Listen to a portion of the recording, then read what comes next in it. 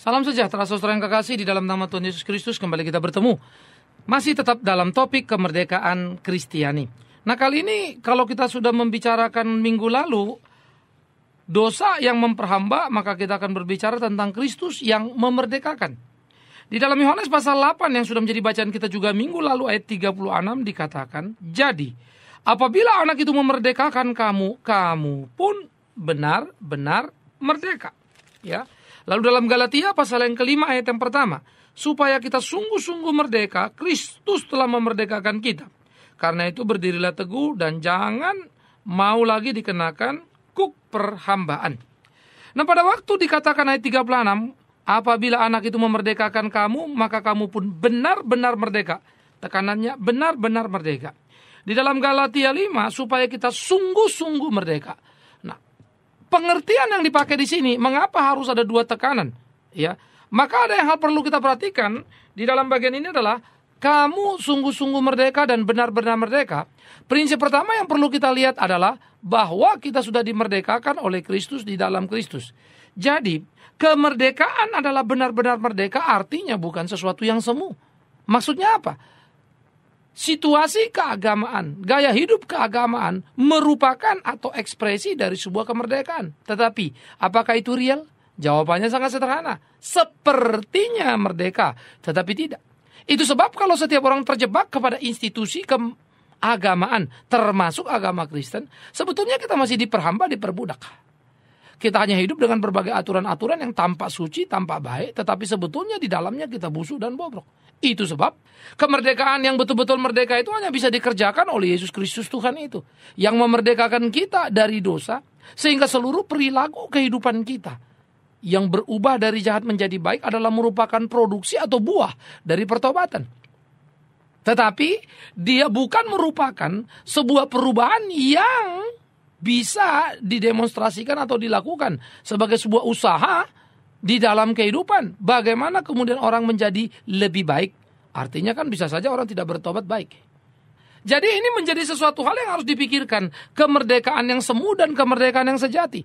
Maka harus dipahami, kemerdekaan yang dikerjakan oleh Kristus adalah satu kemerdekaan yang sejati, benar-benar merdeka. Jadi bukan sebuah kemerdekaan yang imitasi. Tampak kulitnya sama, tapi isinya berbeda. Sama-sama ke gereja, sama-sama kok makin baik, sama-sama bakti sosial. Tetapi sebetulnya isi di dalam tidak. Itu sebab tidak perlu engkau heran kalau di dalam gereja, saudara-saudaraku, akhirnya kita menemukan orang macam-macam. Gila Pak, dia sudah pelayanan, masih nipu juga. Gila, dia sudah pelayanan, kok masih korupsi juga. Kan gitu. Katanya pendeta kok makan uang misalnya. Anda jangan kaget. Karena apa yang Anda lihat bisalah merupakan sebuah pemandangan yang semu. Sebuah bayang-bayang yang bukan kenyataan. Lalu waktu Anda melihat kenyataan, Anda jadi kaget. Karena Anda hanya melihat sebuah fenomena saja. Oleh karena itu, saudara-saudaraku yang kekasih, untuk menemukan kesejatian nilai, untuk menemukan kesejatian hidup, kita harus terjun dan bergumul dalam hidup itu sendiri. Sehingga dengan demikian, kita menemukan kesejatian dan kita tahu bahwa inilah kehidupan itu. Disitulah kita berjuang, disitulah kita bertarung, dan kita tidak menjadi salah dalam kehidupan kita. Perlu dipikirkan, perlu dicamkan, ini harus diperhatikan. Nah, jadi di dalam bagian-bagian seperti itu, ini harus menjadi perhitungan kita sama-sama. Jadi benar-benar merdeka, bukan imitasi. Imitasi terlibat, terperangkap dalam perangkap-perangkap keagamaan, perilaku-perilaku keagamaan, tapi sejatinya tidak sama sekali. Tidak mengalami pertobatan di dalam. Itu sebab seringkali yang model imitasi ini mengalami semacam satu tindakan-tindakan yang namanya juga imitasi, ya pasti gugur lah. Kalau emas kuning kan, kalau emas bener kan gak rontok. Tapi kalau enggak ya rontok, kadarnya kan berkurang. Nah, jadi dari bagian ini kita bisa belajar bagaimana sebuah kehidupan harus dikerjakan di dalam hidup ini. Bagaimana manusia harus betul-betul memasrahkan diri kepada ketetapan Tuhan dan melakukan apa yang Tuhan mau. Itu prinsip pertama. Kemudian saudara, kalau memang kita sudah benar-benar merdeka, bukan lagi imitasi. Kalau kita benar-benar sudah merdeka karena dimerdekakan Tuhan itu, maka itu berarti pertama, kita bebas dari perhambaan dosa. Artinya hidup kita tidak lagi dikelola atau diatur oleh dosa itu lagi. Ada orang pengen berbuat baik tapi tidak pernah berhasil berbuat baik. Yang dia perbuat jahat terus. bolak-balik keluar masuk penjara. Dia pengen lepas dari segala kejahatan yang dilakukannya, tetapi dia tidak bisa. Segala macam usaha sudah dilakukannya, tetapi sepertinya mentok saja dan tidak memberikan hasil apapun juga. Ia bisa mulai frustrasi dan kecewa lalu berkata, saya udah usaha baik, kok gak baik-baik? Ya, karena engkau tidak bebas atau belum bebas dari perhambaan dosa. Sehingga sekalipun usaha baik yang kau lakukan, dia akan mentok pada titik-titik tertentu. Lalu mungkin engkau mulai frustrasi dan engkau mulai kecewa. Kok susah sekali mau baik? Gak mungkin baik. Maka pada waktu kita mengatakan susah sekali menjadi baik dan tidak mungkin jadi baik, kita sudah masuk lagi pada telikung atau perangkap si dosa ini. Kita diperbudak lagi. Karena kita dibuat frustrasi, mau baik ya kok susah. Faktor internal saja sudah berat dari sudut kitanya. Belum lagi faktor eksternal. Bagaimana kita melihat realita kehidupan yang menyedihkan. Manusia-manusia di dalam kepalsuan. Makin kita bingung. Makin kita linglung. Jadi saudara-saudaraku, camkan pikirkan itu baik-baik. Bagaimana seharusnya kita menyikapi hidup dengan bijak. Supaya kita hidup seperti apa yang Tuhan kita mau. Ini perlu. Nah oleh karena itu, bagaimana kita bebas dari perhambaan? Hanya ada satu, Kristus Yesus yang bisa mengerjakan. Yaitu maka disebut benar-benar merdeka. Jadi orang yang bebas dari perhambaan, dia dimampukan untuk berbuat benar, dia dimampukan untuk berbuat baik, dan dia mengalami kelegaan karenanya. Dan dia merasakan betul-betul sebuah pertumbuhan di dalam dirinya. Nah jadi saudara mesti mengenali diri. Apakah engkau seorang Kristen yang sudah merdeka secara utuh? Atau engkau masih dijajah? Masih di dalam perangkap atau permainan dosa. Ini perlu untuk kita sadari bersama-sama. Sehingga kita tidak terperangkap kepada jebakan-jebakan kekacauan di tengah-tengah kehidupan ini. Sehingga dengan demikian kita bisa mampu membangun dan mengelola hidup kita. Seperti apa yang Tuhan kehendaki di dalam hidup itu sendiri. Penting sekali. Yang kedua saudara. Bukan saja kita bebas dari perhambaan. Tetapi sekarang kita memiliki arah yang pasti. Kemana kita melangkah. Bagaimana kita melangkah? Dengan siapa kita melangkah? Mengapa? Apa maksudnya arah yang pasti? Yaitu karena kita sudah merdeka. Kita cuma punya satu Tuhan, yaitu Tuhan Yesus. Kita tidak mungkin mengabdi kepada dua Tuhan. Ya, Anda ikut setan tapi mau juga ke gereja, nggak bisa. Oleh karena itu kemerdekaan sejati akan membuat kita memiliki arah yang pasti. Cuma satu, one way. Calvin mengatakan begini. Bapak tokoh reformator kita ya, bahwa kesucian adalah orang yang berjalan satu arah, tidak berpaling ke kiri atau tidak berpaling ke kanan kepada salib Kristus. Itu saja. Maka waktu dia menerjemahkan suci seperti itu betul sekali, tepat sasaran. Karena dosa adalah melenceng ke kiri atau melenceng ke kanan, tidak sesuai sasaran yang Tuhan kehendaki. Jadi kalau seseorang yang jalannya oleng-oleng tadi itu tidak memiliki kepastian, maka dia akan menghadapi kehancuran dalam kehidupan. Nah ini sangat mengerikan, ini sangat menyedihkan. Jadi orang harus mempunyai satu kepastian di dalam kehidupannya. Arah yang diarahnya, yang jelas yang memberikan dia kehidupan dan kesukacitaan. Itu memiliki arah yang pasti. Nah jadi hal seperti ini perlu ditumbuh kembangkan di dalam kehidupan kita. Sehingga kita betul-betul mampu melakukan apa yang menjadi kehendak Tuhan kita. Kita tidak melenceng ke kiri, kita tidak melenceng ke kanan. Kita boleh hidup sesuai kehendak Tuhan. Ya, ini penting. Ini perlu. Nah oleh karena itu, ini menjadi bagian yang harusnya kita kerjakan dalam keseharian kehidupan kita. Ya, kita harus melakukan apa yang menjadi tuntutan-tuntutan yang Tuhan mau di dalam hidup ini. Yang boleh kita lakukan untuk memuliakan nama Tuhan kita. Perlu. Nah, jadi saudara yang kekasih, orang yang sudah dimerdekakan tadi memiliki arah yang pasti. Kenapa? Karena dia sudah mempunyai Tuhan yang pasti. Bukan lagi Tuhan-Tuhan atau ilah-ilah kecil gitu ya. Yang lain-lain itu, yang menggoda, mengganggu. Sehingga satu pihak kadang-kadang kelihatan sepertinya melayani Tuhan. Tapi di lain pihak sebetulnya dia melakukan kesalahan demi kesalahan. Di lain pihak dia terjebak atau terperangkap pada jebakan-jebakan yang mengerikan. Jadi kita harus hidup sesuai dengan kehendak Tuhan. Kita harus melakukan itu, menjalani itu di tengah-tengah kehidupan kita. Sehingga di dalamnya sungguh nama Tuhan dipermuliakan. Ya, ini perlu untuk kita lakukan. Ini perlu untuk kita kerjakan. Supaya sungguh-sungguh kehidupan kita menjadi kehidupan yang bergairah. Yang memuji, memuliakan nama Tuhan. Menjalankan kehidupan hari lepas ke sehari. Ya, ini perlu. Nah jadi saudara yang kekasih, bagaimana kita memiliki arah yang pasti itu menjadi sesuatu warna di dalam kemerdekaan yang bisa kita nikmati dalam keseharian kita. Saya akan ulang lagi. Apakah Anda sudah bebas daripada perhambaan dosa? Sehingga Anda tidak lagi melakukan sesuatu yang kemudian Anda sesali. Tapi sudah sesali, bukannya berhenti, malah terjadi lagi. Itu bertanda kita masih diperhamba oleh dosa itu. Berputar-putar pada lingkar yang sama. Yang kedua, apakah kita sudah memiliki arah yang pasti, yaitu satu titik, satu arah yang mengacu kepada salib Kristus. Tidak siksak, tidak ke kiri, ke kanan. Kita mampu mengendalikan seluruh kehidupan, yaitu hidup kita sendiri itu. Sehingga kita hidup seperti apa yang Tuhan kehendaki. Itu bertanda engkau sudah merdeka. Kalau belum, ada sesuatu yang bahaya di sana. Engkau masih diperbudak oleh dosa. Hanya saja mungkin dosa memperbudak dengan cara-cara yang cukup halus. Membawa engkau ke gereja tetapi tidak berdaya lepas dari kuasa dosa. Membawa engkau bahkan aktif dalam pelayanan-pelayanan gereja, tapi terjebak pada perangkap-perangkap yang salah. Ya, sehingga engkau merugikan banyak orang di dalam kehidupan. Yang ketiga, saudara, dia bukan saja bebas dari perhambaan, memiliki arah yang pasti, tetapi juga jalan yang jelas, jalan yang terang benderang. Artinya apa? Nah, di dalam kemerdekaan itu orang akan menemukan bukan saja arah yang pasti, tetapi tahu ya apa yang terjadi di jalan itu. Di arah yang pasti itu tidak gelap mata, dia tidak sedang seperti orang buta yang terus jalan pada jalan pasti. Pasti dah ini kalau berbatu-batu nyampe begitu ya, itu pasti. Tapi dia tidak bisa melihat itu. Tetapi orang yang berjalan ke arah yang pasti bisa melihat jelas apa yang terjadi di tengah-tengah kehidupannya. Sehingga orang-orang yang percaya kepada Tuhan, yang sudah dimerdekakan itu mampu menganalisa, mengenali dirinya sebaik-baiknya. Maka seperti apa yang saya katakan tadi. Ia akan tahu apa yang terjadi dan dia tahu apa yang harus dilakukan. Dan dia tahu segala konsekuensi-konsekuensi di dalam kehidupan kalau dia melakukan atau tidak melakukan apa yang Tuhan katakan. Sehingga setiap ketetapan-ketetapan Tuhan menjadi semacam konsekuensi-konsekuensi logis di dalam kehidupannya. Mana yang harus dipenuhi, mana yang tidak perlu. Mana yang harus diperhatikan, mana yang harus diabaikan. Begitu. Dia berimbang. Sehingga dia menjadi orang yang tenang di dalam kehidupannya. Ia tidak terperangkap pada berbagai perangkap-perangkap atau keinginan-keinginan yang salah. Bagi dia menjadi sangat jelas.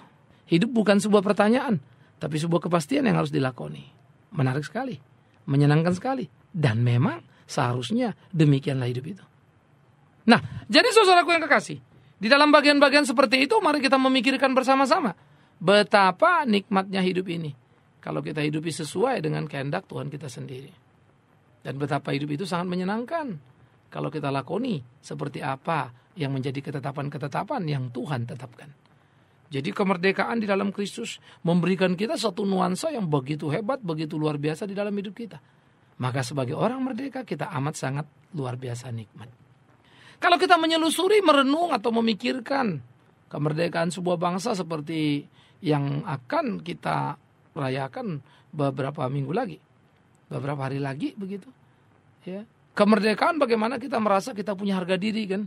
Kita bukan lagi bangsa terjajah. Kita punya kehendak sendiri. Bebas melakukan apa yang kita mau. Kita berhak atas hidup kita. Ya, karena kita merdeka. Tetapi kembali kepada tadi. Bagaimana pula sebaliknya orang yang diperbudak oleh dosa. Mereka yang tidak merdeka. Mereka tidak punya harga diri. Mereka terbuang. Mereka binasa. Pertanyaannya di mana kita berada? Di dalam kebinasaan ataukah kemenangan atau kemeriahan? Supaya sungguh-sungguh seluruh hidup kita sekali lagi menjadi hidup yang menyenangkan, hidup yang memuliakan nama Tuhan. Wow, indah sekali.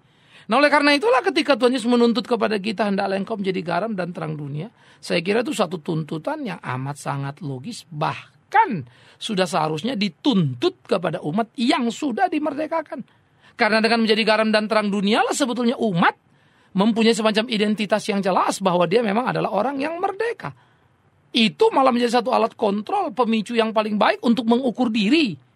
Kesejatian kemerdekaan ada atau tidak di dalam dirinya. Jadilah garam dan terang dunia.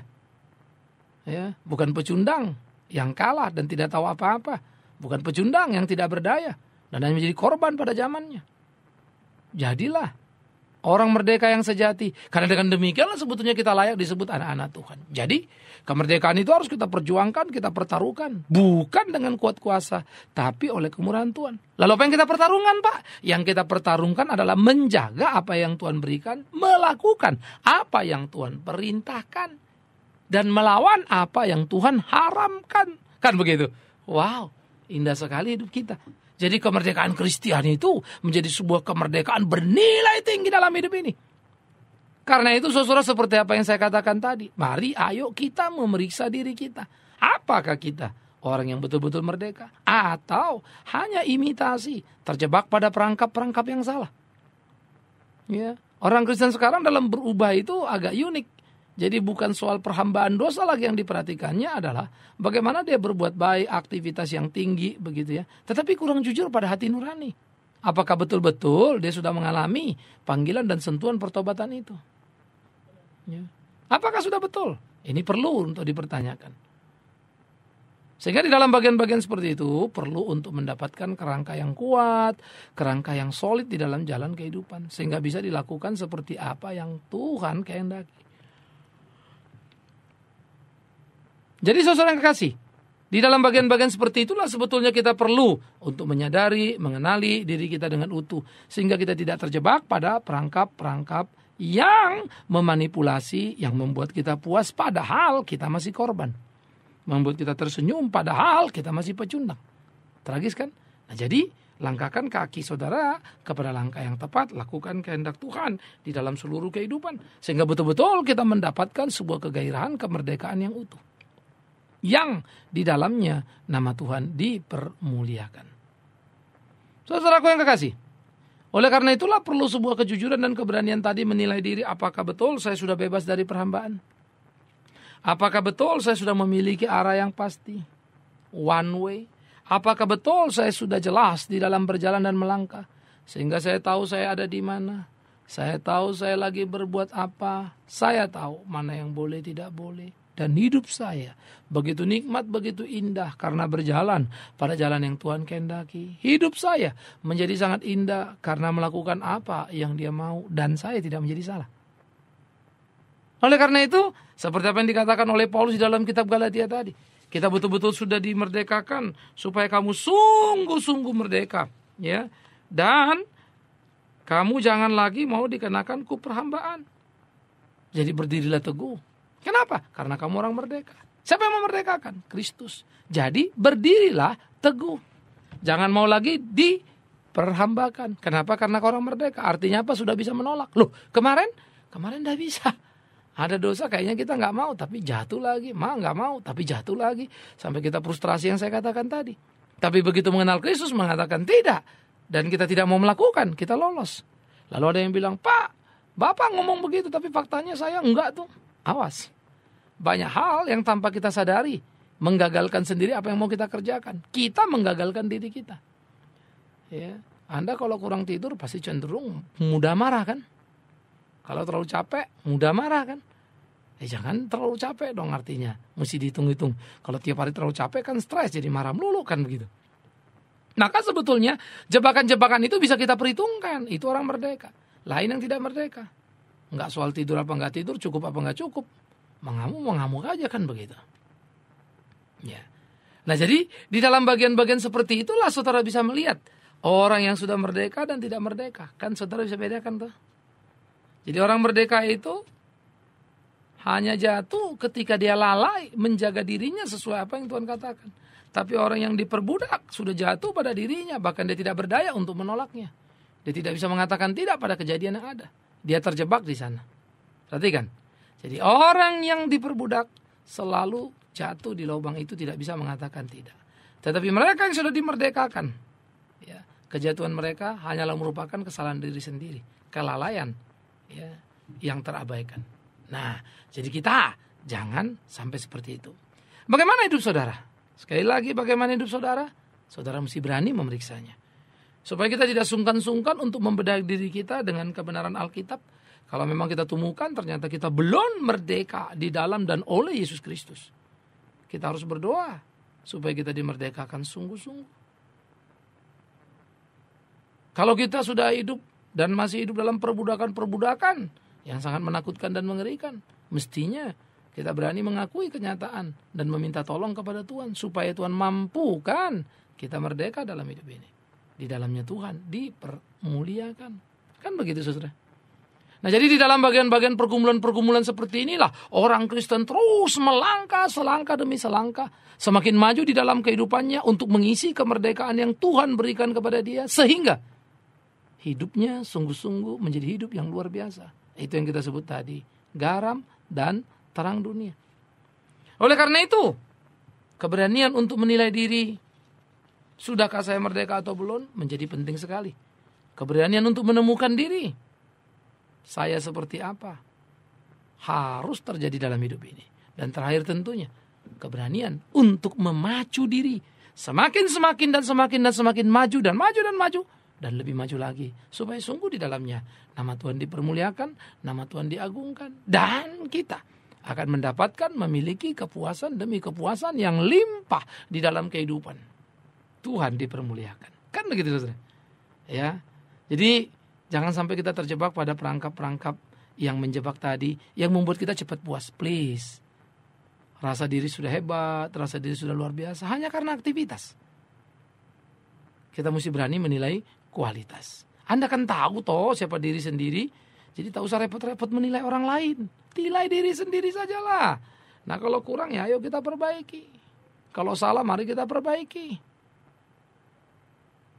Nah dengan itulah, dengan segala kerendahan hati, keberanian menilai diri, kita akan tahu kita orang merdeka atau tidak. Karena kemerdekaan yang Tuhan Yesus berikan bukan sesuatu yang gelap, tetapi konkret, kita mengerti, bisa dikenali, dan tampak utuh dalam hidup ini.